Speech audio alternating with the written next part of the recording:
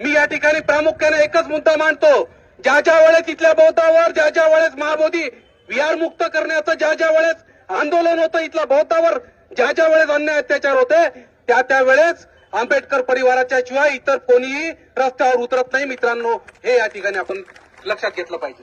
अरे राहुल गांधी बुद्धगयाला येतात, बाळासाहेब आंबेडकर फार एप्रिल महिन्याच्या उन्हाळ्यामध्ये, मे महिन्याच्या उन्हाळ्यामध्ये बुद्धगयामध्ये अक्षरशः 2 दिवस उन्हामध्ये आंदोलनाच्या स्थळी तिथं जाऊन बसतात.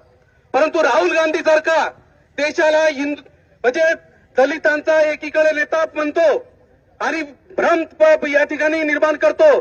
बुद्धगयाच्या महाबोधी महाविहारात जातात, परंतु बाजूला असलेल्या 200 फूट अंतरावर राहुल गांधीला आंदोलनाच्या स्थळी, बुद्धगया मुक्ती आंदोलन स्थळी जाण्याची गरज वाटत नाही.